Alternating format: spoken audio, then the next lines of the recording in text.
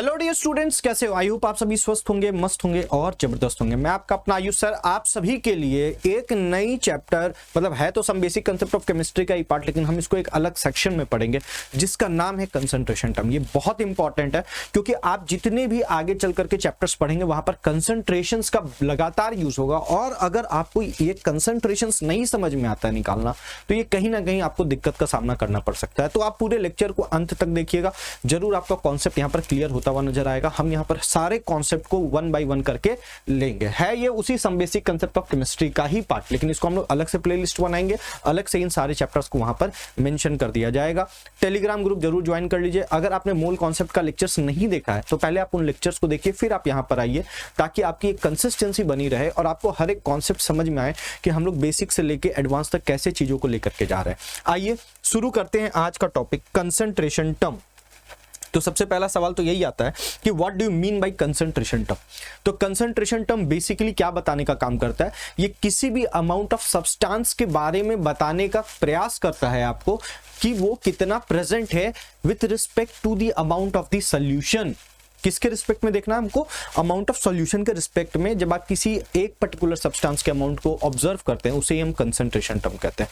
तो basically concentration term है क्या? It is a term which gives us an information regarding the amount of substance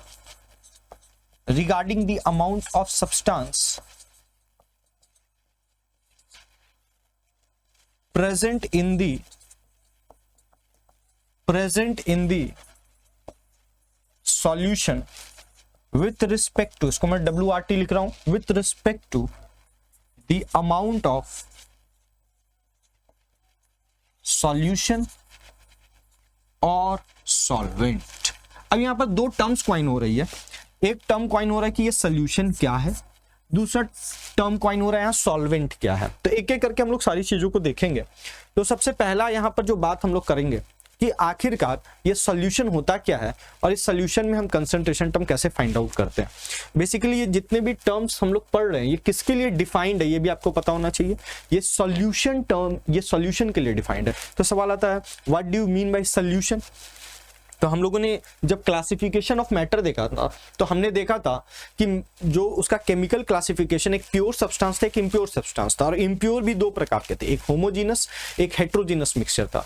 तो solution क्या है? ये एक प्रकार का होमोजीनस मिक्सचर है। तो मैं क्या बोलूंगा? It is a homogeneous mixture. It is a homogeneous mixture of two or more than two substances। क्या बोलूंगा?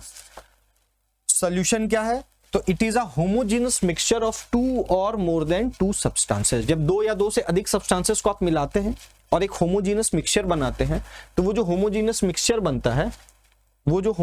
मिक्सचर बनता है उसे ही हम क्या कहते हैं? सॉल्यूशन कहते हैं। क्लियर? तो फॉर एग्जाम्पल आपने पानी में क्या किया? शुगर डाल दिया और मिला दिया अच्छा से, तो एक सोल्यूशन बना, that is of sugar plus water. आपने सॉल्ट भी डाल दिया मान लो, तो शुगर, सॉल्ट और वाटर का एक सोल्यूशन बन गया। रूह अफ़ज़ा को पानी में मिला दिया, ये भी एक प्रकार का सोल्यूशन है। अब सवाल आता है ये होमोजिनिटी का क्या मतलब है? तो थ्रू आउट दी सोल्यूशन, उसका जो कॉम्पोजिशन होगा दो या दो से अधिक सब्सटेंसेस का, वो through out the composition same रहेगा। थ्रू आउट द सोल्यूशन में अगर मैं बात करूं, फॉर एग्जांपल आपने वाटर लिया और सैंड लिया, ठीक है, उसको आपने आपस में मिला दिया, तो नीचे में जो सैंड की मात्रा है वो कुछ और होगी और ऊपर में कुछ और होगी। लेकिन जब आपने चीनी को पानी में अच्छे से घोल दिया है भाई, तो क्या होगा? आप ऊपर से टेस्ट करिए तो भी वैसा ही टेस्ट नजर आएगा, नीचे से टेस्ट करिए तो भी वैसा ही टेस्ट नजर आएगा, साइड से टेस्ट करिए, लेफ्ट से टेस्ट करिए, राइट से टेस्ट करिए, हर जगह से जब सेम टेस्ट हमको मिलता है, हम कहेंगे कि the homogeneity is through out the solution. Through out the solution वहां पर हमको होमोजेनिटी देखने को मिलती है। तो दिस इज द थिंग कि what do you mean by solution. अब सॉल्यूशन जो है on the basis of components, different types के होते हैं। फॉर एग्जाम्पल अगर मैं पहला टाइप आपको बताऊं तो इसका पहला टाइप होता है बाइनरी सोल्यूशन। कैसा सोल्यूशन? बाइनरी, कम से कम दो चीजें तो होनी ही चाहिए, ठीक। दूसरा होता है ट्राइनरी सोल्यूशन,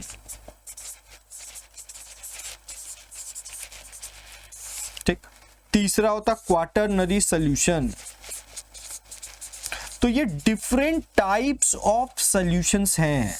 इसी तरीके से आगे भी आप जा सकते हैं, पेंटानरी सॉल्यूशन, हेक्सानरी सॉल्यूशन और पॉलीनरी सॉल्यूशन भी आप कह सकते हैं। लेकिन अगर मैं बात करूं ये नरी का क्या मतलब है, नरी मींस होता है यहां पर कंपोनेंट। नरी का क्या मतलब होता है?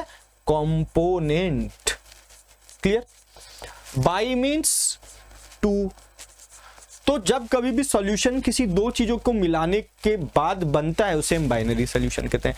ट्राई मींस होता है 3, नरी मींस होता है कंपोनेंट, क्वार्टर मींस होता है 4, नरी मींस होता है कंपोनेंट। तो अगर आपसे कोई पूछे कि बताओ बाइनरी सॉल्यूशन हम किसे कहेंगे, तो हम कहेंगे a solution having two components. जब आपके पास कोई सॉल्यूशन हो और उसमें दो कंपोनेंट्स प्रेजेंट हो तो उसे हम बाइनरी सॉल्यूशन कहते हैं। वही ट्राइनरी के बारे में क्या बोलेंगे? हम बोलेंगे solution having 3 components is known as ternary. Quaternary के लिए क्या बोलेंगे? ऐसे ही डिफाइन करेंगे, सॉल्यूशन हैविंग 4 कंपोनेंट्स। मैं आपको बार बार बोलता हूं कि अगर आपको लेक्चर का स्पीड स्लो नजर आता है आप 1.25 पे जाकर के देख सकते हैं। क्लियर? आप 1.25 पे लेक्चर को देख सकते हैं, कोई दिक्कत की बात नहीं है। लेकिन हम तो बेसिक से लेके आराम से धीरे धीरे पढ़ाएंगे ताकि हर प्रकार के स्टूडेंट्स को चीजें समझ में आ सके। फॉर एग्जाम्पल अगर आपने a प्लस बी मिला के सोल्यूशन बनाया, ये बाइनरी सोल्यूशन हो गया। आपने 3 कंपोनेंट ले लिया, a plus B plus C, तो ट्राइनरी होगा। a plus B plus C plus D मिला दिया, क्वाटरनरी होगा। वैसे ही अगर आप नंबर ऑफ कंपोनेंट्स को बढ़ाते जाएंगे तो आपके जो सोल्यूशन है उसका टाइप, उसका नाम बदल जाएगा। किसी का बाइनरी, किसी का ट्राइनरी या फिर किसी का क्वाटरनरी हो जाएगा। लेकिन मैं आपको बता दूं हमारे सिलेबस में जनरली जो पढ़ना है वो किसके बारे में पढ़ना है? हमारे सिलेबस में ज्यादातर जो भी स्टडी हम लोग करते हैं वो बाइनरी सोल्यूशन के बारे में ही स्टडी करते हैं। और मैं आपको बता दूं सॉल्यूशन के ऊपर डेडिकेटेड एक पूरा चैप्टर होता है क्लास 12 में, that is the liquid solutions. Is it clear? उस पर पूरा बेस्ड है, पूरा सोल्यूशन पर ही बेस्ड वो चैप्टर होता है। तो आई होप आपको सोल्यूशन आ गया होगा समझ में। अब सवाल आता है कि सॉल्यूशन के कितने पार्ट्स होते हैं। सॉल्यूशन के कितने पार्ट्स होते हैं तो बेसिकली हम लोग बाइनरी सॉल्यूशन का बात कर रहे हैं, तो ये बात ध्यान रखिएगा। हम जब बाइनरी सॉल्यूशन का बात कर रहे हैं तब के बारे में चर्चा करेंगे। तो बाइनरी सॉल्यूशन के बारे में बात करें तो जो सॉल्यूशन है इसके 2 पार्ट्स हमको देखने को मिलते हैं। इसके कितने पार्ट्स देखने को मिलेंगे? 2 पार्ट्स देखने को मिलेंगे। एक पार्ट मेरा क्या कहलाएगा? एक पार्ट मेरा सॉल्यूट कहलाता है। एक पार्ट मेरा क्या कहलाएगा बेटा? एक पार्ट मेरा सॉल्यूट कहलाएगा। वहीं दूसरा पार्ट मेरा क्या कहलाएगा? तो दूसरा पार्ट मेरा सॉल्वेंट कहलाता है। एक पार्ट मेरा सॉल्यूट कहलाएगा तो दूसरा पार्ट सॉल्वेंट कहलाता है। सॉल्यूट हम किसको डिफाइन करते हैं? सॉल्यूट हम उसको डिफाइन करेंगे, the substance present in less amount is known as, जो लेस अमाउंट में प्रेजेंट हो उसे हम क्या कहते हैं? सॉल्यूट कहते हैं। और the substance present in more amount, substance present in more amount, उसे हम क्या कहेंगे? Is known as solvent. उसे हम क्या कहेंगे बेटा? उसे हम सॉल्वेंट कहते हैं। तो सॉल्यूट क्या होता है? सॉल्यूट वो सब्सटेंस है जो लेस अमाउंट में प्रेजेंट होगा और वो सब्सटेंस जो ज्यादा अमाउंट में प्रेजेंट हो वो सॉल्वेंट कहलाता है। क्लियर? अब मान लीजिए आपके पास बोला गया 50 gram of sugar dissolved in 200 gram of water. तो यहां पर आपका जो शुगर है ये क्या हो जाएगा? ये जो शुगर है इसे हम क्या कहेंगे? इसे हम सॉल्यूट कहेंगे। और ये जो वाटर है इसे हम क्या कहेंगे? इसे हम सॉल्वेंट कहते हैं। और इन दोनों को मिला दोगे, इन सॉल्यूट और सॉल्वेंट को मिला दोगे बेटा, इस सॉल्यूट और सॉल्वेंट को मिला दोगे तो इसे हम क्या कहेंगे? इसे हम सॉल्यूशन कहेंगे। इसे हम क्या कहेंगे, इसे हम सॉल्यूशन कहते हैं। इज इट क्लियर और नॉट? तो what are the parts of solution हमें समझ में आ गया। On the basis of component वो कितने तरीके के हो सकते हैं, एंड व्हाट इज सॉल्यूशन। अब सवाल आता है कि बेसिकली हम क्या करते हैं, अमाउंट ऑफ सॉल्यूट को देखते हैं with respect to either solvent और आइदर सॉल्यूशन। जब कभी भी हम अमाउंट ऑफ सॉल्यूट को देखेंगे, मैं सॉल्यूट ही वर्ड क्यों यूज कर रहा हूं, क्योंकि मैं यहां पर क्लियर हूं कि जो हमारा सॉल्यूशन होने वाला वो कौन सा सॉल्यूशन होगा, वो बाइनरी सॉल्यूशन होगा। तो बाइनरी सॉल्यूशन में जब हम किसी सॉल्यूट के अमाउंट को देखेंगे, किसके रिस्पेक्ट में, सॉल्वेंट के रिस्पेक्ट में या फिर सॉल्यूशन के रिस्पेक्ट में, उसे ही हम कंसंट्रेशन कहते हैं। तो एक एक करके हम लोग सारे कंसंट्रेशन टर्म्स को पढ़ेंगे और समझेंगे कि आखिरकार वो कहना क्या चाहता है, सिर्फ फॉर्मूला याद नहीं करेंगे। क्लियर? आइए बात करें। सबसे पहला कंसंट्रेशन टर्म जो है हमारे पास वो W/W है, जिसे परसेंटेज बाय मास भी कहते हैं। तो इसका क्या फॉर्मूला होता है, तो W/W परसेंटेज का जो फॉर्मूला होता है वो ये होता है कि वेट ऑफ सॉल्यूट किस में होना चाहिए, in grams, upon weight of solution किस में होना चाहिए बेटा, ग्राम में, जिसको हम क्या चीज से मल्टीप्लाई कर देंगे, 100 से मल्टीप्लाई कर देंगे। तो ये मेरा क्या दे देगा, ये मेरा W/W दे देगा, ये मेरा W/W दे देगा। अब मान लो कहीं पर आपको क्वेश्चन में ये चीज दे दिया, कहीं पर दे दिया, बोला 10% W/W NaOH का एक्वस सॉल्यूशन है। अब एक्वस वर्ड यूज करने से एक बात तो क्लियर हो गया कि आपका जो सॉल्यूट होने वाला वो कौन होने वाला है, NaOH होने वाला है, और सॉल्वेंट कौन होने वाला है बेटा, सॉल्वेंट होने वाला है H2O लिक्विड। बोलो यहां तक कोई दिक्कत की बात है क्या? तो क्या क्या चीज आप समझ सकते हैं इससे, वो मैं बता रहा हूं। अगर 10% W/W लिखा हुआ है तो मैं इसको क्या लिख सकता हूं वो समझिएगा। इससे मैं क्या प्राप्त कर सकता हूं, मैं इसको ऐसा लिख सकता हूं कि 10 gram of NaOH is present in 100 gram of solution. तो आप इसे 3 डाटा फाइंड आउट कर सकते हैं, 3, इवन मैं कह सकता हूं मोर देन 3 भी फाइंड आउट कर सकते हैं। वो क्या क्या डेटा फाइंड आउट कर सकते हैं वो समझिए। यहां से अगर आपसे कोई पूछेगा वेट ऑफ सॉल्यूट कितना है, तो आप आसानी से बता दोगे 10 ग्राम है।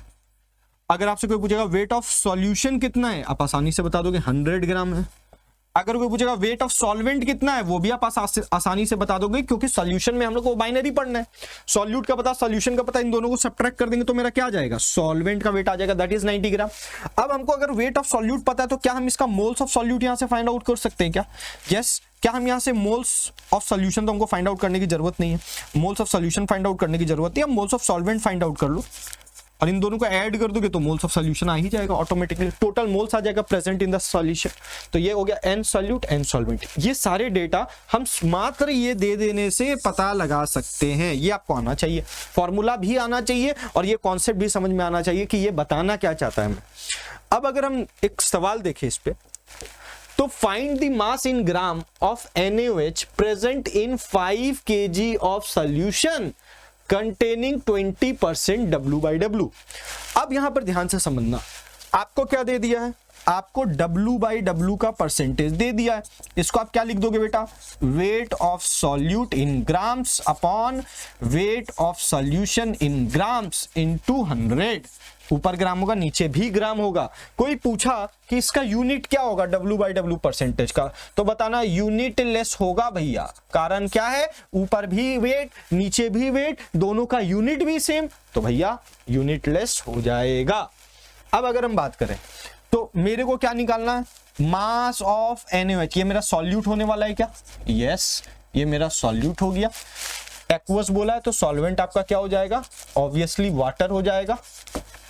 क्या हमको इसकी वैल्यू पता है, यस, कितनी है, 20।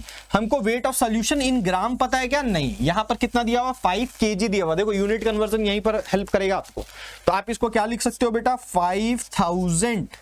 ऊपर क्या हो जाएगा, वेट ऑफ सॉल्यूट किसमें, ग्राम में, इनटू 100। ये 2 0 कट गया, तो वेट ऑफ सॉल्यूट क्या निकल कर क्या जाएगा, वेट ऑफ सॉल्यूट 50 को 20 से मल्टीप्लाई कर दो, ये 2 0 100 हो गया और 1 0 और, तो ये हो जाएगा 1000 ग्राम। ये हो जाएगा 1000 ग्राम। तो आंसर आपका 1000 ग्राम आया है। आपको ग्राम में ही फाइंड आउट करने बोला था, तो आंसर क्या हो जाएगा, option A is your correct answer. आया क्या समझ में? ऐसे सवाल भी आ सकते हैं। ये तो अभी बेसिक्स आपको बता रहा हूं, ठीक है। फिर आपको बताऊंगा कैसे इंटर कन्वर्जन होता है, आज के ही लेक्चर में हम लोग सीखेंगे। तो आप निश्चिंत रहिए, एक एक करके पहले फॉर्मूला को समझिए क्या कहना चाहता है। अब दूसरा जो हम लोग कंसंट्रेशन टर्म देख रहे हैं, W/V, इसको हम लोग कहते हैं वेट बाय वॉल्यूम परसेंटेज। क्या बोलते हैं? Weight by volume percentage. अब इसका फॉर्मूला क्या हो जाएगा बेटा? W/V परसेंटेज का क्या फॉर्मूला हो जाएगा? तो मैं बोलूंगा वेट ऑफ सॉल्यूट। देखो ये यूनिट्स बहुत इंपॉर्टेंट है, मैं बार बार बोल रहा हूं, फिजिकल केमिस्ट्री में लोग जहां चकमा खाते हैं ना वो है यूनिट्स। तो यूनिट्स पे आपको कमांड होना चाहिए। आप क्या लिखोगे? Weight of solute in grams upon volume of solution in ml into 100। ये आपका हो गया फॉर्मूला, ये हो गया आपका फॉर्मूला। अब मान लीजिए कहीं पर आपको लिख दिया, ये आपको कहीं पर लिख दिया, बोला 10% W/V of KOH solution, aqueous solution. इसका क्या मतलब निकालेंगे? इससे पहले आप ये बताओ, आपका सॉल्यूट पहचाना क्या आपने? ऐसे ही पहचानना होगा आपको। सबसे पहले सॉल्यूट क्या हो जाएगा? KOH। वाटर आपका क्या हो जाएगा? सॉल्वेंट। अब आपसे अगर यहां पर कोई पूछे कि ये 10% W/V का मतलब क्या, तो मैं बोलूंगा 10 ग्राम ऑफ KOH। आपको आज क्या करना है? जैसे मैं स्टेटमेंट्स लिख रहा हूं देख करके, वैसे आपको भी स्टेटमेंट्स लिखना है। आप इस नोट्स को पहले डाउनलोड करेंगे टेलीग्राम चैनल से, तब आपका प्रैक्टिस दिमाग में फिट होगा एक एक चीज। 10 ग्राम of KOH is present in 100 ml of solution. अब यहां से सोचना चालू करो। देखो इंटर कन्वर्जन ऐसे ही होता है। अब आपको कोई W/V दे दे, बोले W/W निकालो, तो आपको क्या चाहिए? वेट ऑफ सॉल्यूशन चाहिए। तो क्या आपको कोई क्वेश्चन में डेंसिटी ऑफ सॉल्यूशन अगर गिवन कर प्रोवाइड करा दे, तो क्या डेंसिटी और वॉल्यूम ऑफ सॉल्यूशन से वेट ऑफ सॉल्यूशन नहीं निकाल सकते क्या? बोलो, वॉल्यूम ऑफ सॉल्यूशन और डेंसिटी का यूज करके वेट ऑफ सॉल्यूशन नहीं निकाल सकते हो क्या? वेट ऑफ सॉल्यूशन निकल जाएगा, W/W परसेंटेज फाइंड आउट कर लोगे। आया क्या बात समझ में? तो क्या क्या चीज आप पता कर सकते हो? मोल्स के बारे में भी पता कर सकते हो, KOH का। वेट ऑफ सॉल्यूशन आ जाएगा तो वेट ऑफ सॉल्वेंट भी पता चल जाएगा। वेट ऑफ सॉल्वेंट कैसे निकालोगे? वेट ऑफ सॉल्यूशन यहां से निकला ना, वॉल्यूम इंटू डेंसिटी करके वेट ऑफ सॉल्यूशन आ गया। अब इसमें वेट ऑफ सॉल्यूशन में वेट ऑफ सॉल्यूट को जब तुम माइनस करोगे तो क्या निकलेगा बेटा? वेट ऑफ सॉल्वेंट आ जाएगा। क्या आप वहां से मोल फाइंड आउट कर सकते हो क्या? हाँ, फाइंड आउट कर सकते हैं। तो आपको ये डेटा एक्सट्रैक्ट करने आना चाहिए। नेक्स्ट एक सवाल करते, बोलता find the mass in gram of KOH present in 400 gram solution containing 25% W/V of KOH having the density of the solution as 2 gram per ml। यहां नहीं लिखा, यहां लिखना चाहिए उसको डेंसिटी ऑफ सॉल्यूशन। कितना दिया हुआ है? 2 ग्राम पर ml। अच्छा भैया, आपको क्या क्या पता है पहले यहां पर लिखो। आपको निकालना क्या है? वेट ऑफ सॉल्यूट निकालना है। दूसरा आपको क्या दिया हुआ? वेट ऑफ सॉल्यूशन दे दिया है। कितना दिया बेटा? 400 ग्राम। और क्या दिया हुआ? डेंसिटी ऑफ सॉल्यूशन दे दिया है। कितना दिया हुआ है? 2 ग्राम पर ml। ठीक, क्या आप इन दोनों का यूज करके क्या वॉल्यूम ऑफ सॉल्यूशन निकाल सकते हो क्या? जिसका डेंसिटी दिया हुआ है उसको इधर लिखेंगे, weight of solution upon volume of solution. तो वॉल्यूम ऑफ सॉल्यूशन क्या आ जाएगा बेटा? वेट ऑफ सॉल्यूशन कितना है? 400 gram divided by 2 gram per ml। ये ग्राम और ये ग्राम कट गया, ये हो गया 200 ml, ये हो गया 200 ml। अब या तो आप फॉर्मूला लगा लो, या तो आप चाहो तो यूनिटरी लगा के भी सवाल बना सकते हो। कैसे? अब आपको बोला 25% W/V है, मतलब 25 ग्राम of KOH is present in 100 ml of solution. देखो दोनों तरीका से बना सकते हो। तो 200 ml ऑफ सॉल्यूशन में कितना वेट होगा? 200 ml ऑफ सॉल्यूशन में कितना वेट होगा? जल्दी से बता दो। ये 0 0 कट गया, आंसर क्या आ जाएगा? 50। Option C is your correct answer.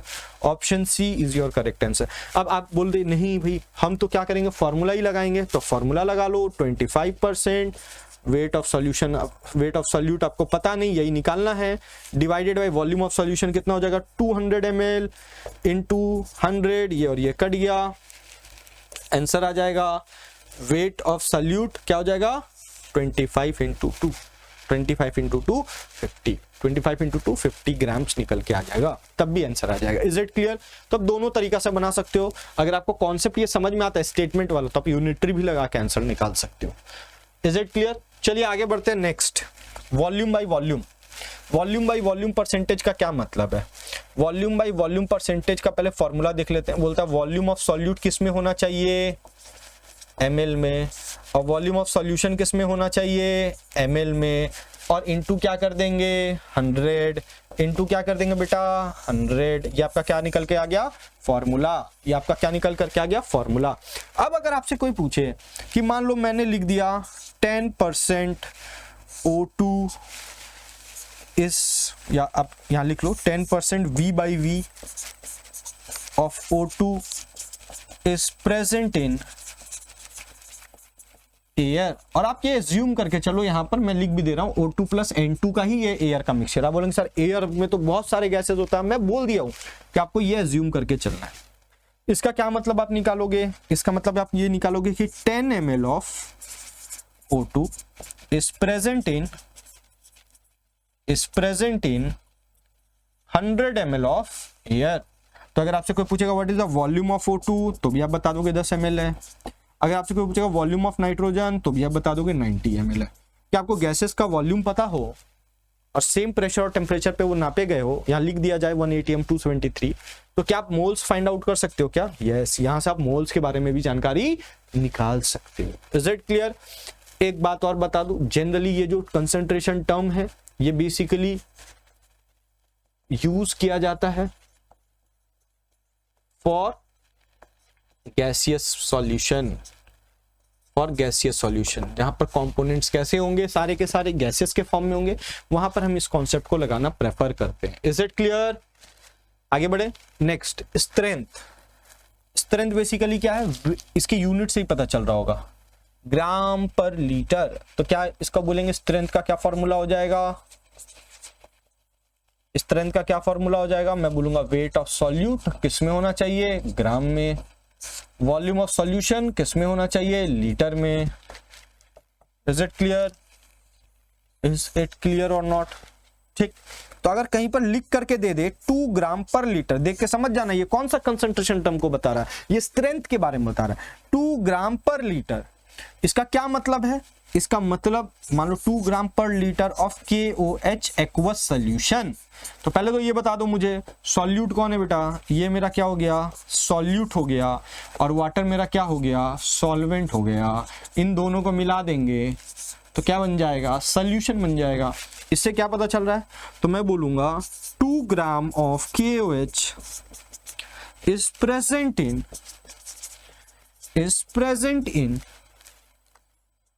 1 litre of solution. 1 litre of solution, यहां से आपको क्या पता चल गया वेट ऑफ KOH, या फिर आप कह सकते हो वेट ऑफ सॉल्यूट के बारे में पता चल गया। कितना पता चला 2 ग्राम। क्लियर? वेट ऑफ सॉल्यूट के बारे में पता चल गया, कितना पता चला, बोलो बोलो बोलो 2 ग्राम पता चला। वॉल्यूम ऑफ सॉल्यूशन के बारे में पता चल गया, कितना 1 लीटर बोलो चाहे 1000 ml बोलो, बात एक ही है। क्लियर? अब यहां से W/W निकालने बोला तो डेंसिटी ऑफ सॉल्यूशन अगर हमको पता है तो वहां से वेट ऑफ सॉल्यूशन पता चल जाएगा।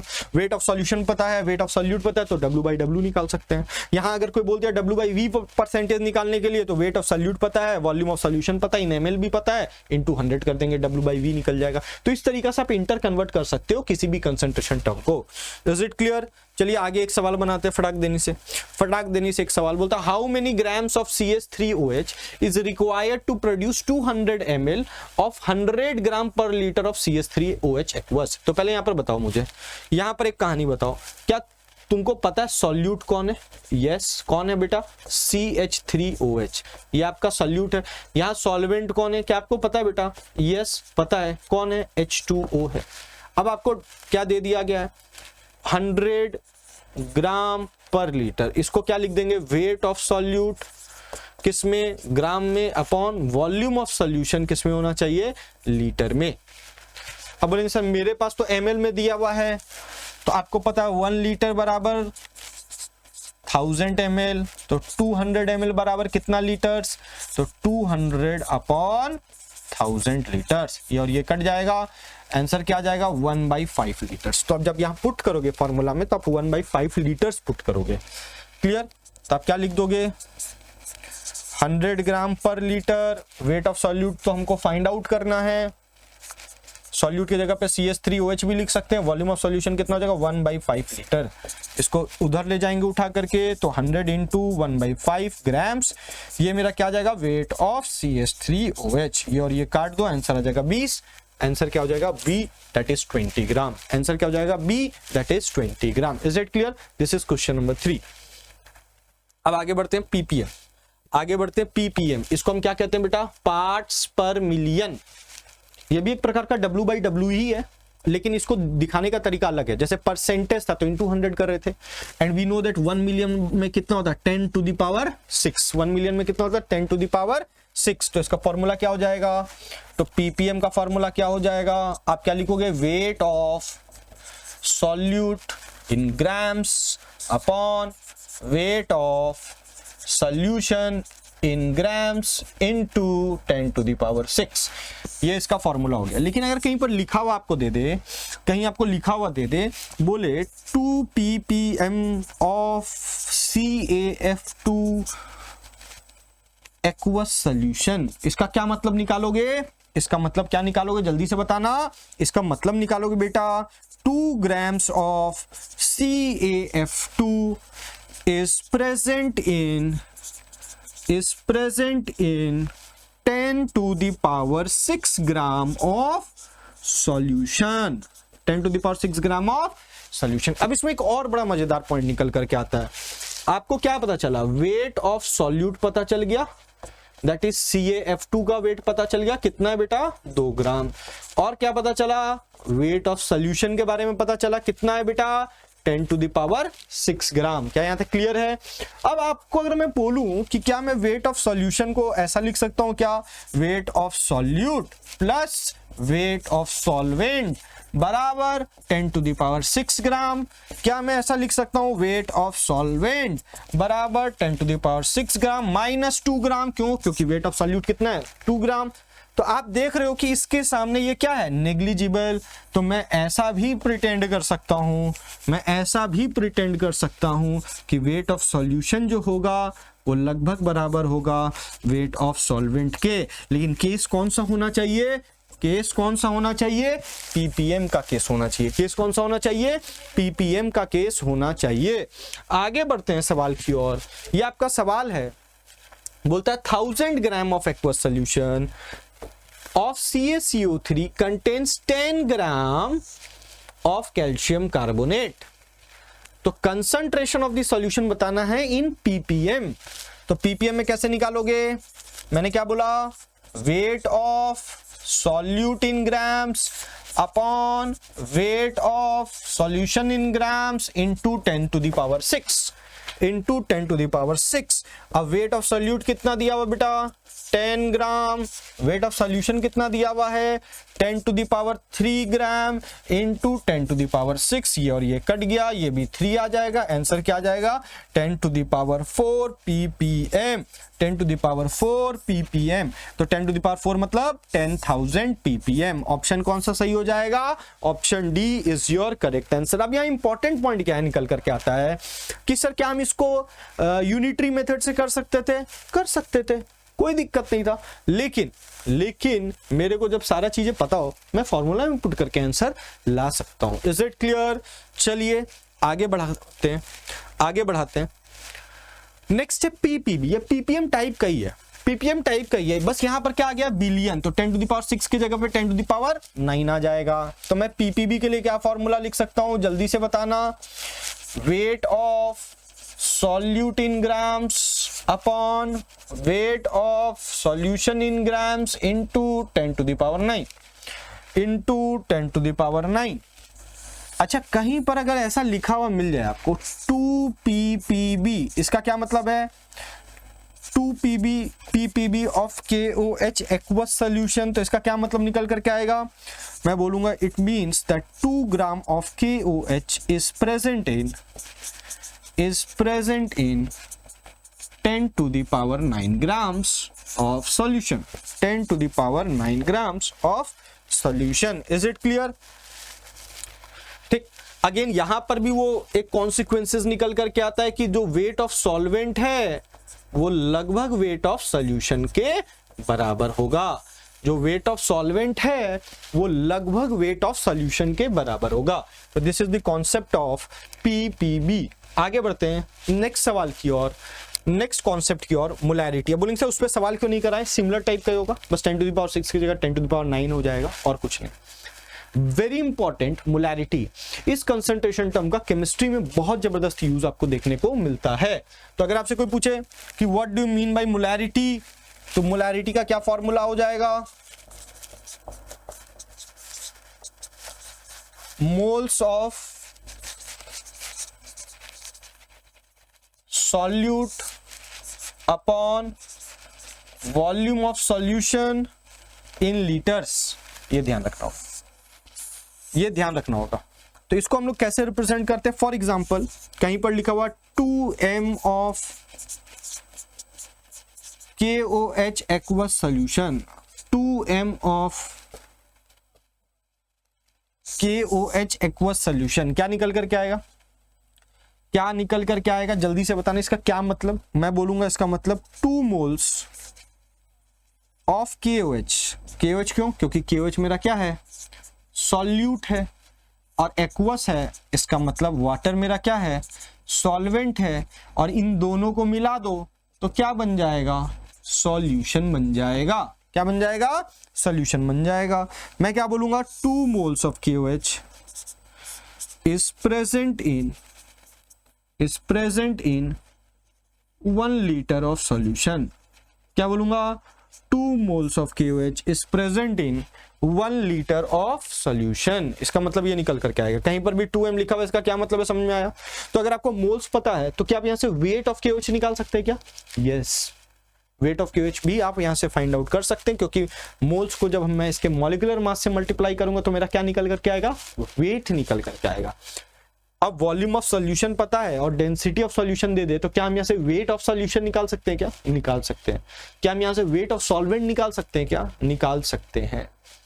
तो ये सारी चीज आपको समझनी पड़ेगी, खाली फॉर्मूला रट्टा मार के कुछ फायदा नहीं होने वाला। अब इसका बहुत जन एक और फॉर्मूला याद करते हैं, वो भी बता देता हूं। मोलैरिटी बराबर moles of solute upon volume of solution. अगर ये ml में होगा तो ऊपर 1000 से मल्टीप्लाई कर देना, इसको अलग से याद करने की जरूरत नहीं है। आपको ml में दिया गया है तो आप उसको लीटर में कन्वर्ट करके इसी फॉर्मूला में पुट कर सकते हैं, क्योंकि आपको यूनिट कन्वर्जन आना ही चाहिए बेटा। क्लियर है क्या। इसका मैं शॉर्ट्स भी ऑलरेडी प्रोवाइड कर रखा हूँ, शॉर्ट्स वाले फीड में आप वहां पर शॉर्ट्स देख सकते हो, जहां पर किस कौन कौन सा कन्वर्जन हमें याद रखना है उसको कॉपी में नोट डाउन करके अपने टेबल के सामने चिपका लेना और उसे डेली देखते रहना, दिमाग में बैठ जाएगा। आओ आओ देखिए सवाल, आओ सवाल देखिए। सवाल क्या बोलता है, बोलता है 0.115 ग्राम ऑफ सोडियम मेटल।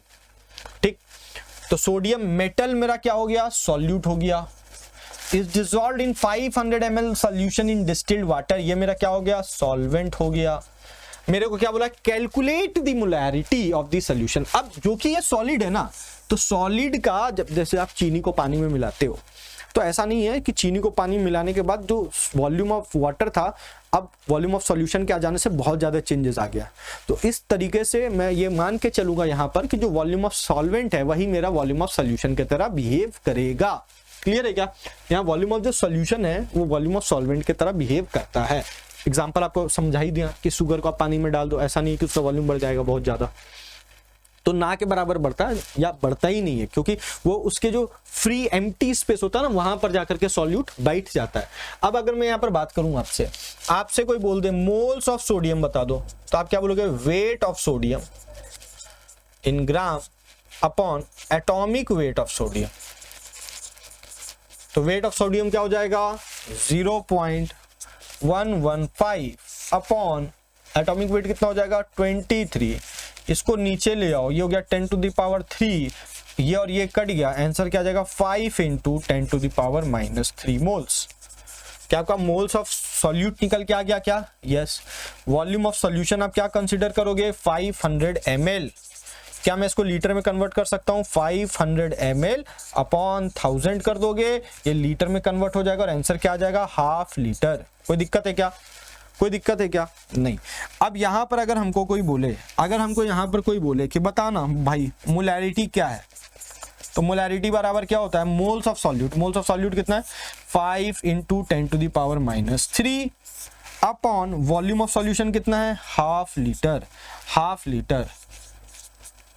ठीक, तो ये ऊपर चला जाएगा तो हो जाएगा 10 × 10⁻³ मोल पर लीटर। तो क्या हो जाएगा 10⁻² मोल पर लीटर। इसी मोल पर लीटर को कैपिटल M से भी दिखलाते हैं 10⁻² m।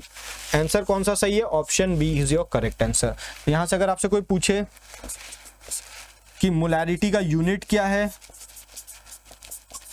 तो हम लोग इसको मोल पर लीटर के फॉर्म में भी रिप्रेजेंट करते हैं और इसी मोल पर लीटर को कैपिटल M भी लिखते हैं। Is it clear? तो this is all about molarity. इसे हम क्या कहेंगे, मोलैरिटी। नेक्स्ट जो हमारा कंसंट्रेशन टर्म है वो है मोलैलिटी। इसको स्मॉल m से डिनोट करते हैं और मोलैलिटी का जो फॉर्मूला है वो क्या हो जाएगा, इसको स्मॉल m से डिनोट करेंगे और क्या हो जाएगा, ये moles of solute upon weight of solvent. और ये किस में होना चाहिए, ये केजी में होना चाहिए। बोलेंगे सर अगर ग्राम में देगा तब, अगर ये ग्राम में देगा तब क्या करेंगे, तो आप उसको केजी में कन्वर्ट कर लेंगे। फॉर एग्जांपल अगर मैंने कहीं लिख दिया 2m KOH एक्वस सोल्यूशन, इसका क्या मतलब निकालोगे, ये स्मॉल m है, इसका स्मॉल m दिया हुआ है, इसका क्या मतलब निकल करके आएगा बेटा, स्मॉल m मीन्स मोलैलिटी। तो मैं क्या लिख सकता हूं इसका, 2 moles of KOH is present in 1 kg of water, is present in 1 kg of water। या फिर मैं क्या लिख सकता हूं, 1 kg को 1000 ग्राम ऑफ वाटर, क्या लिख सकता हूं, 1000 ग्राम ऑफ वाटर। ये भी बात सही है, ये भी बात सही है। तो यहां से क्या क्या चीज आपको पता चल गया, मोल्स ऑफ सॉल्यूट पता चल गया, वेट ऑफ सॉल्यूशन सॉल्वेंट पता चल गया, ये तो वाटर आपका सॉल्वेंट है ना, तो वेट ऑफ सॉल्वेंट पता चल गया। अब क्या मैं यहां से weight of solute find out कर सकता हूं, कैसे, इसके मॉलिक्यूलर वेट से इसके मोल्स को मल्टीप्लाई करके। तो अगर मेरे को वेट ऑफ सॉल्यूट यहां पर पता चल जाएगा, यहां वेट ऑफ सॉल्वेंट पता है, तो क्या हम यहां से weight of solution find out कर सकते हैं क्या, यस, यहां से हम weight of solution find out कर सकते हैं। और अगर डेंसिटी ऑफ सॉल्यूशन आपको प्रोवाइडेड है तो आप वेट ऑफ सॉल्यूशन और डेंसिटी ऑफ सॉल्यूशन का यूज करके वॉल्यूम ऑफ सॉल्यूशन को भी फाइंड आउट कर सकते हो। वेट ऑफ सॉल्यूशन और डेंसिटी ऑफ सॉल्यूशन का यूज करके वॉल्यूम ऑफ सॉल्यूशन को फाइंड आउट कर सकते हो और मोलैलिटी से आसानी से मोलैरिटी भी पता लगा सकते हो। Is it clear, is it clear? अच्छा, एक और मजेदार बात है, ये एक ऐसा कंसंट्रेशन टर्म है जहां पर हम किसके रिस्पेक्ट में देख रहे हैं, सॉल्वेंट के रिस्पेक्ट में देख रहे हैं। इसके अलावा बाकी जितने भी कंसंट्रेशन टर्म्स हमने पढ़े उन सभी में हम लोगों ने सॉल्यूशन के रिस्पेक्ट में अमाउंट को ऑब्जर्व किया है। क्लियर है बेटा? ये है क्वेश्चन नंबर नेक्स्ट 6, जिसमें हम लोग क्या बात करने वाले हैं, 50 ग्राम HF is present in 250 gram of solution. क्या बोल रहा है, 50 ग्राम HF किसमें प्रेजेंट है, 250 ग्राम ऑफ सॉल्यूशन में। तो बोलता है फाइंड इट्स मोलैलिटी। आपको क्या फाइंड आउट करना है, मोलैलिटी फाइंड आउट करना है। आपको क्या पता है, वेट ऑफ सॉल्यूट पता है क्या, यस, वेट ऑफ सॉल्यूट पता है आपको, कितना है, 50 ग्राम्स है। क्लियर? क्या आपको वेट ऑफ सॉल्यूशन पता है क्या, यस, ये भी पता है, कितना है, 250 ग्राम्स है। और आपको क्या पता है, क्या आप इन दोनों का यूज करके वेट ऑफ सॉल्वेंट निकाल सकते हैं क्या, यस, निकाल सकते हैं। कारण क्या है, सॉल्यूशन किन दो चीजों से मिलकर के बना है, एक सॉल्यूट और दूसरा सॉल्वेंट। तो मैं इसको क्या लिख सकता हूं, weight of solute plus weight of solvent. अब यहां पर आपको वेट ऑफ सॉल्यूट पता है तो आप वेट ऑफ सॉल्वेंट भी आसानी से फाइंड आउट कर सकते हैं। और वेट ऑफ सॉल्वेंट क्या निकल करके आएगा, 250 में से 50 घटा दोगे तो क्या निकल के आएगा, 200 ग्राम। ये मेरा क्या गया, वेट ऑफ सॉल्वेंट। अब अगर वेट ऑफ सॉल्यूट पता है तो क्या हम moles of solute find out कर सकते हैं क्या? तो मोल्स ऑफ सॉल्यूट कैसे फाइंड आउट करेगा, given weight upon molecular weight. HF का मॉलिक्यूलर वेट कितना हो जाएगा, ये 19 है और ये 1 है, तो 19 + 1 कितना हो जाएगा, 20। तो ये हो जाएगा 20 ग्राम्स। इसको काट दो, आंसर क्या आ गया, 2.5 मोल्स। 2.5 मोल्स। और ये जो वेट ऑफ सॉल्वेंट निकला वो ग्राम में निकला है, जबकि इसका यूनिट यहाँ पर क्या था बेटा, केजी में। तो हम इसको किस में कन्वर्ट कर लेंगे, केजी में। केजी में कन्वर्ट करोगे तो क्या हो जाएगा, डिवाइडेड बाई 1000 ग्राम करना पड़ेगा। ये हो गया 1/5 kg। ये क्या गया, 1/5 kg। और अगर आपको यहाँ पर मोलालिटी फाइंड आउट करना है तो आप क्या लिख दोगे, moles of solute upon weight of solvent किसमें, केजी में। अब मोल्स ऑफ सॉल्यूट क्या हो जाएगा, 2.5 मोल्स। वेट ऑफ सॉल्वेंट क्या हो जाएगा, 1/5 kg। इसको उठा के ऊपर ले जाओ, क्या आ जाएगा, 12.5 moles per KG.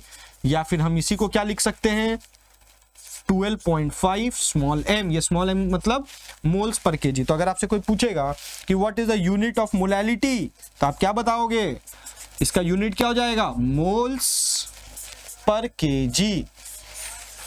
Moles per KG. आया क्या बात समझ में। तो यहां से 12.5 m निकल के आया। ऑप्शन सी आपका क्या हो जाएगा, करेक्ट हो जाएगा। ऑप्शन सी आपका क्या हो जाएगा, करेक्ट हो जाएगा। आइए नेक्स्ट देखें, mole fraction. This is our last topic of concentration terms. और इसमें हम लोग क्या पढ़ने वाले हैं, मोल फ्रैक्शन। एक और टर्म्स आप देखते होंगे, दो टर्म्स आपको देखने को मिलता है। एक टर्म फॉर्मेलिटी भी बहुत जगह पे देखने को मिलता है। इन सारी चीजों पे हम लोग चर्चा करेंगे, निश्चिंत रहिए, लास्ट में चर्चा करेंगे। क्लियर। तो पहला बात करेंगे मोल फ्रैक्शन। तो मान लीजिए आपका ए और बी को मिला करके कोई सॉल्यूशन बनाया गया है। ए और बी को मिला करके सॉल्यूशन बनाया गया है। तो यहां से आपका क्या आ जाएगा, यहां से आप मोल्स ऑफ ए पता कर सकते हैं, मोल्स ऑफ बी भी पता कर सकते हैं। मोल्स ऑफ ए भी पता कर सकते हैं, मोल्स ऑफ बी भी पता कर सकते हैं। और मोल फ्रैक्शन को डिनोट क्या चीज से किया जाता है, इसको बोलता है काई। इसको क्या बोलेंगे, काई, चाई नहीं, इसको क्या बोलेंगे, काई, CHI। इट्स अ काई, इट्स नॉट अ चाई। तो यहां पर अगर मैं बात करूं आपसे कि मोल फ्रैक्शन ऑफ ए पता करना है, तो आप क्या लिखोगे, जिसका निकालना है उसका ऊपर, divided by total, divided by total. Similarly अगर मोल फ्रैक्शन ऑफ बी निकालना है तो moles of B upon moles of A plus moles of B. ये हो गया आपका काई बी।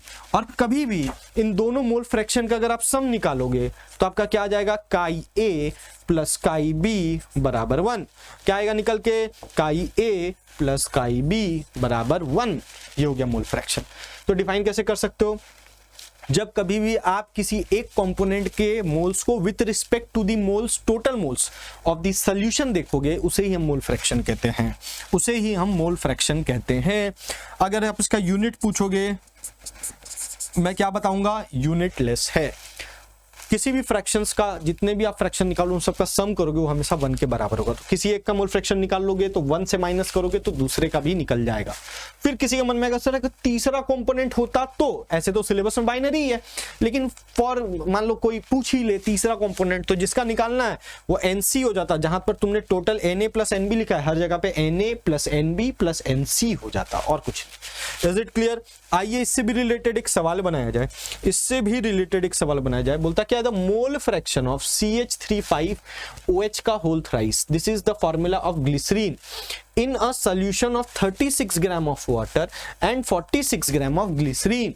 अब यहां पर आपका ये सॉल्यूट हो गया, ये आपका क्या हो गया, सॉल्वेंट। यहां तो उल्टा है, चलो मोल्स निकाल के चेक करेंगे, मोल्स निकाल के चेक करेंगे। क्लियर। तो पहले मोल्स ऑफ वाटर निकालो, क्या निकलेगा, गिवन वेट कितना है 36 ग्राम अपॉन इसका मॉलिक्यूलर वेट क्या आएगा 18 ग्राम। ये और ये कट जाएगा, आंसर क्या आ जाएगा बेटा 2 मोल्स। उसी तरीका से मोल्स ऑफ ग्लिसरीन निकालो, तो क्या आ जाएगा 46 ग्राम अपॉन इसका मॉलिक्यूलर वेट कितना हो जाएगा 12 इंटू 3 प्लस 5 और 3 8 हाइड्रोजन और 3 ऑक्सीजन है, 3 ऑक्सीजन मतलब 48। आंसर कितना हो गया 36 प्लस 8 प्लस 48, ये हो गया 44 प्लस 48, ये हो जाएगा 90, एक सेकेंड 92, ये क्या हो जाएगा 92। तो इसका मॉलिक्यूलर वेट कितना आ गया 92। ये कितना निकल करके आया आधा मोल। तो yes right, I am right. आप जब भी किसी को सॉल्यूट और सॉल्वेंट का दर्जा दे पहले उनका मोल्स निकाल ले, जिसका मोल्स ज्यादा होगा वो आपका सॉल्वेंट और जिसका मोल्स कम होगा वो आपका सॉल्यूट होगा। तो अगर आपका मोल फ्रैक्शन निकालना है, किसका निकालना है ग्लिसरीन का, तो moles of glycerine upon moles of H2O plus moles of glycerine, ये आपको क्या दे देगा मोल फ्रैक्शन ऑफ ग्लिसरीन। तो मोल्स ऑफ ग्लिसरीन कितना है हाफ, मोल्स ऑफ वाटर कितना है 2 प्लस हाफ, ये हो जाएगा हाफ, 2 2 जा 4 प्लस 1 5/2, ये और ये कैंसिल, आंसर क्या आ जाएगा 1/5, no unit 1/5।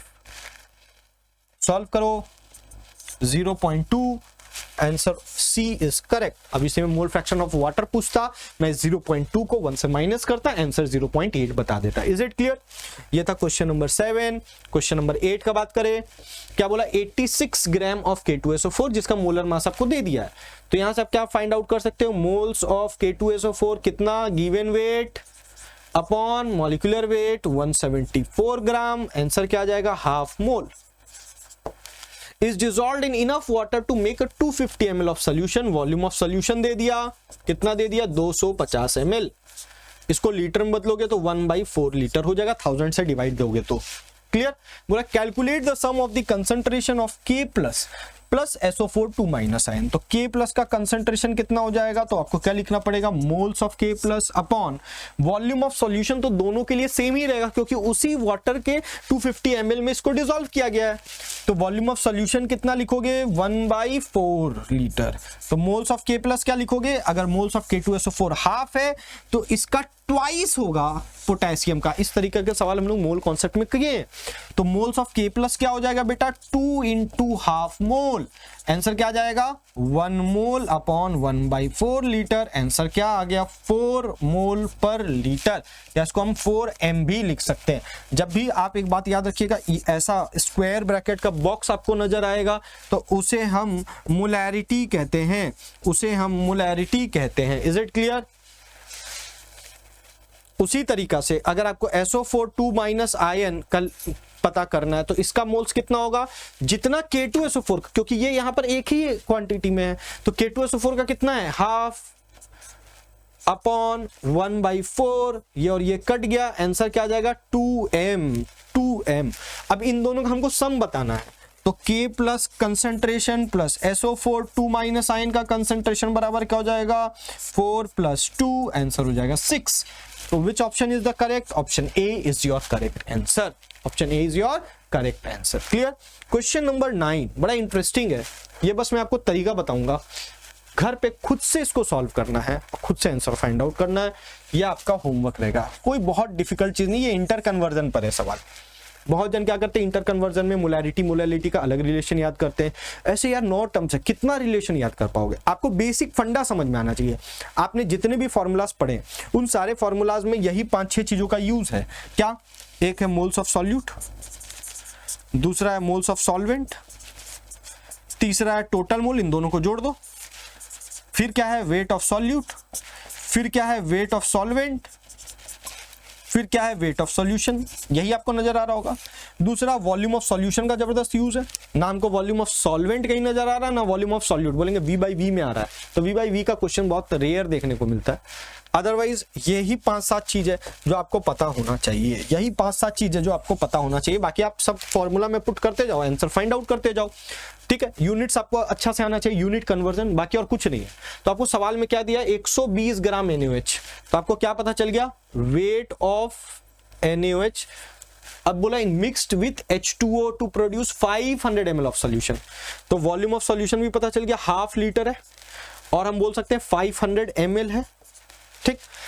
Weight of solvent नहीं पता, तो वॉल्यूम ऑफ सॉल्यूशन अगर हमको पता है तो हम क्या डेंसिटी ऑफ सॉल्यूशन से क्या पता कर सकते हैं, density of solution into volume of solution करके क्या पता कर सकते हैं, बताना जरा। वेट ऑफ सॉल्यूशन नहीं पता कर सकते क्या, आसानी से कर सकते हैं, ये ग्राम पर ml में है, डेंसिटी कितना 1/2 ग्राम per ml into volume of solution 500 ml, ml cut गया, 1/2 इंटू 500, इसको नीचे ले आओ, ये 10, ये और ये कट गया, ये हो गया 600 ग्राम्स। तो वेट ऑफ सॉल्यूशन क्या निकल करके आ गया, वेट ऑफ सॉल्यूशन क्या निकल करके आ गया, जल्दी से बताना, 600 ग्राम। अब ये 600 ग्राम है, ये 120 है, तो वेट ऑफ सॉल्वेंट कितना आ जाएगा, 480 ग्राम, 480 ग्राम। अब मोल्स निकालना है तो 120 divided by molecular weight, molecular weight इसका कितना होता है बेटा, इसका मॉलिक्यूलर वेट होता है 40, तो ये हो जाएगा 120 अपॉन 40, ये हो गया 3 मोल्स। क्लियर। अब हमको मोल्स ऑफ सॉल्वेंट पता करना है, तो वेट ऑफ सॉल्वेंट पता 480 अपॉन वाटर है तो 18 से डिवाइड दे दो। क्लियर। अब टोटल मोल इन दोनों को जोड़ दो तो टोटल मोल आ जाएगा। आई होप आपको ये सारा डेटा पता चल गया और इन्हीं डेटा पर बेस्ड है इनके सारे फॉर्मूलाज। जब सारा डेटा पता है बस फॉर्मूला में पुट करना है और आंसर को फाइंड आउट करना है। यही है inter conversion without any relation. हमें कोई रिलेशन याद करने की जरूरत नहीं है, बशर्ते हमको हर एक कंसंट्रेशन टर्म को फील करना होगा, समझना पड़ेगा और बात ये पता लगाना पड़ेगा कि आखिरकार ये कंसंट्रेशन का अगर मुझे डेटा मिले तो हम इससे और कौन कौन सा डेटा या कौन कौन सा इंफॉर्मेशन को फाइंड आउट कर सकते हैं। तो आई होप आपको यहां तक चीजें समझ में आ गई होगी। समझ में आ गई है तो बहुत मजेदार बात है। एक अंतिम बात हम लोग करना यहां पर चाहेंगे और ये अंतिम बात ये है कि कौन कौन से टर्म है जो कंसंट्रेशन टर्म है जो टेम्परेचर डिपेंडेंट है और कौन कौन से टर्म है जो टेम्परेचर इंडिपेंडेंट है। तो अभी आपने जितने भी फॉर्मूलाज देखे उन सारे फॉर्मूलाज में जहां पर वॉल्यूम आया है, जहां जहां वॉल्यूम आया है भैया वो सारे के सारे कंसंट्रेशन टर्म टेम्परेचर डिपेंडेंट है और जहां जहां पर वॉल्यूम की इंडिपेंडेंसी देखने को मिला है वो सारे के सारे कंसंट्रेशन टर्म टेम्परेचर इंडिपेंडेंट है। तो आइए बात करें कौन कौन से वो कंसंट्रेशन टर्म है। The concentration terms which are temperature dependent, जो क्या हो, टेम्परेचर डिपेंडेंट हो। तो इसका आंसर क्या होगा बेटा, इसका आंसर होगा जहां जहां वॉल्यूम आया, कहां कहां आया, volume by volume, W by volume, clear, फिर मोलैरिटी, फिर और कहां कहां वॉल्यूम आया है इन आठों में, W बाय W में नहीं है। अब यहां भी बगल में लिखते चलते ताकि समझ में आ जाए कौन कौन सा है। इधर आ जाओ, the concentration terms which are independent,